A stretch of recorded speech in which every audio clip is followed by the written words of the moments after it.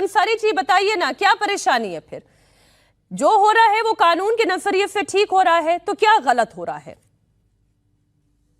आपकी आवाज अनम्यूट करें पहले,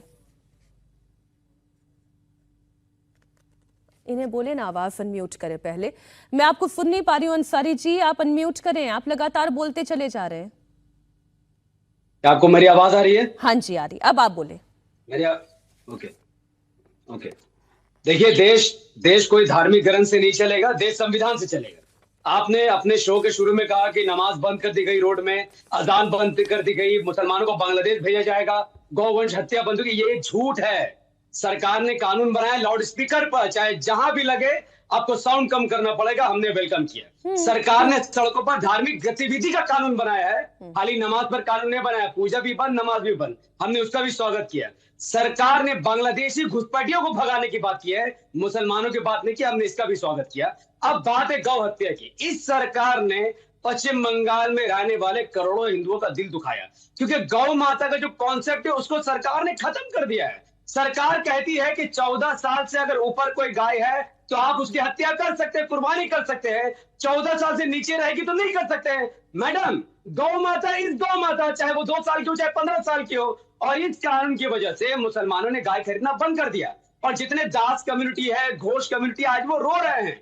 5-5 लाख लोन उठाकर वो गाय पालते हैं, अब गाय को खिलाने का पैसा नहीं, और जो गाय वो 1 लाख 2 लाख की बेचना चाहते हैं वो कटैया में देंगे, जिनमें उनको 10,000 15,000 रुपए मिलेगा। तो सरकार ने मुसलमानों के नाक में दम नहीं किया है, इस बीजेपी सरकार ने हिंदुओं के नाक में दम किया है, और इस पर मेरी आपत्ति, आपको किसी के नाक में दम नहीं करना चाहिए। अब बात करते हैं संवैधानिक तरीके से। पश्चिम बंगाल में जो भी कानून संविधान के दायरे में आएगा हम उसको मानेंगे। मैडम देखिए, हमारा देश का संविधान आर्टिकल 21 कहता है पर्सनल लिबर्टी के बारे में, आर्टिकल 25 कहता है फ्रीडम ऑफ रिलीजन के बारे में। सरकार कह रही है कि हमें देशभक्ति का सबूत दो, मदरसे में वंदे मातरम पढ़ो, स्कूल में पढ़ो। मैडम, वंदे मातरम का हम मुस्लिम समाज विरोध नहीं करते हैं, आपको पढ़ना आप पढ़िए, हम शांति से सुनने को तैयार हैं, लेकिन आप मेरा राइट नहीं छीन सकते ना, मेरी पर्सनल लिबर्टी आप नहीं छीन सकते हैं। आप अगर मुझसे कहेंगे कि सरकार कौन होता है मुझसे देशभक्ति का प्रमाण मांगने वाला, वंदे मातरम मुझे पूरा याद है, वंदे मातरम, सुजलम सुफलम मलयज शीतलम सस्य श्यामलम मातरम मुझे याद है, लेकिन मैं सरकार को पढ़ के क्यों सुनाऊं? गवर्नमेंट सरकार का काम है स्कूल, कॉलेज, अस्पताल बनाना। राष्ट्र प्रेम और राष्ट्र भक्ति में मैडम फर्क है। हम मुस्लिम समाज राष्ट्र से मोहब्बत करते हैं, भक्ति नहीं करते हैं। एग्जाम्पल के तौर पर हम अपनी माँ की प्रेम करते हैं, अपनी माँ से उनका सम्मान करते हैं, बुढ़ापा का सहारा बनते हैं, और अपनी माँ से ज्यादा मोहब्बत इस देश से करते हैं। जब मुस्लिम समाज अपनी माँ की भक्ति नहीं करता तो देश की भक्ति कहां से करेगा? आप ये कह रहे हैं, मैं आपकी बात समझ में आ गई। पहली बात जो आपने गौवंश को लेकर कही, उस पर जरा बीजेपी से हम जवाब ले लेते हैं। सेन साहब बताइए ना, ये अब आप इस पर जवाब दीजिए कि गौवंश की उम्र से, उनके विकलांग होने से, इससे कोई कानून थोड़ी ना निर्धारित होता है।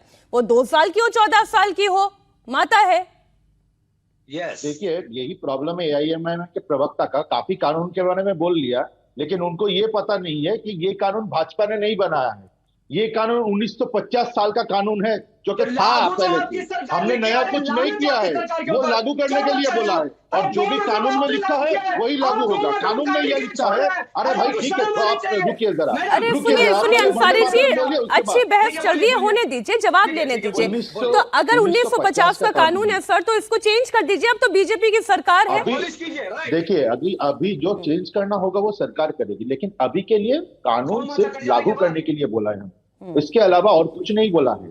और आजान का भी जो है ना, हमने बोला है कि लाउड स्पीकर आप मंदिर से भी नहीं चला सकते उतनी तेज, और मस्जिद से भी नहीं चला सकते। आप जो कि निर्धारित लेवल है उस निर्धारित लेवल पे माइक चलाइए, तो उसमें कोई दिक्कत नहीं है। और रास्ते जो है, रास्तों को ब्लॉक करके आप आजाद नहीं दे सकते, आप नमाज नहीं पढ़ सकते, रास्ते ट्रैफिक के लिए है। ये भी एकदम सही कानून के मुताबिक चल रहा है।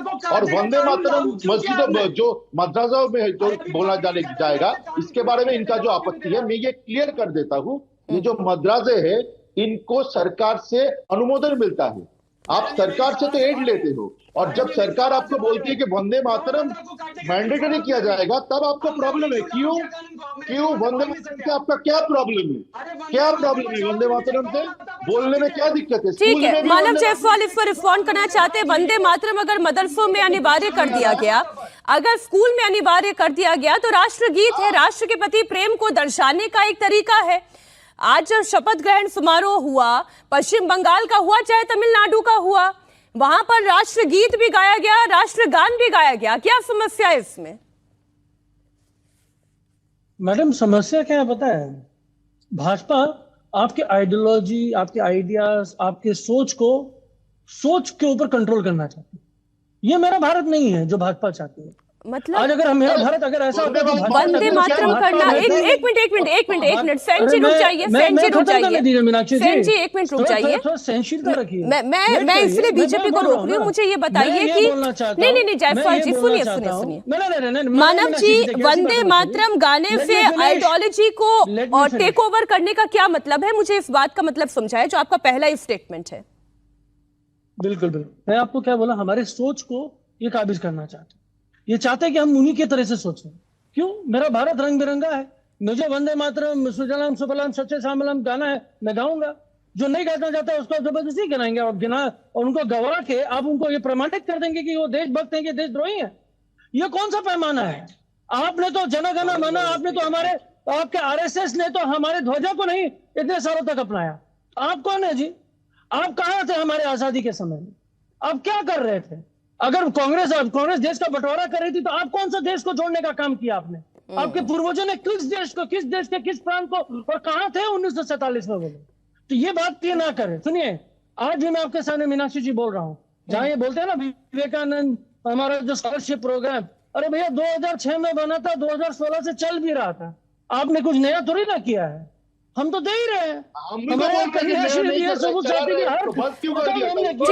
ठीक, इस पे आपकी बात आ गई घोष साहब, अब आप इसमें इंटरवीन कर सकते हैं। वो कह रहे हैं कि क्या केवल वंदे मातरम गा लेने भर से ही राष्ट्रभक्ति साबित होगी? वंदे मातरम जो नहीं गाना चाहता है, जो मदरसों में से नहीं बजाना चाहता है, उनके ऊपर ये थोपा क्यों जा रहा है? देखिए, यहाँ पर टीएमसी वाले करे तो वो सही है, बाकी कोई कुछ करे तो वो गलत है। मानव जी के यही मानना है। ये टीएमसी गवर्नमेंट जब था, ममता बनर्जी जब यहाँ पर सीएम थी, तो तब वहां पर तो उन्होंने लगा दिया था कि बांग्लार माटी बांग्लार जल ये तो राज्य संगीत होगा, सारे प्रोग्राम के पहले ये गाना चाहिए। तो उसके बदले में अगर ये गवर्नमेंट बोलता है वंदे मातरम गाना चाहिए, तो उसमें गलत क्या है? गलत एक लाइन में है, मैं आपको बोल देता हूँ। वंदे मातरम का अगर आप करते हो तो बीच में आते हो तो आपको एक लाइन मिलता है, बाहुते तुमी माँ शक्ति, हृदय तुमी माँ भक्ति, तुम्हारी प्रतिमा गोरी मंदिरे मंदिरे। ये जो मंदिरे मंदिरे ट्रांस हो गया है ना, ये वाला आते हैं तो इन लोगों को लगता है कि इनका मुस्लिम वोट को बहुत चोट पहुंचेगा, इसलिए ये लोग वंदे मातरम का अपोज कर रहे हैं।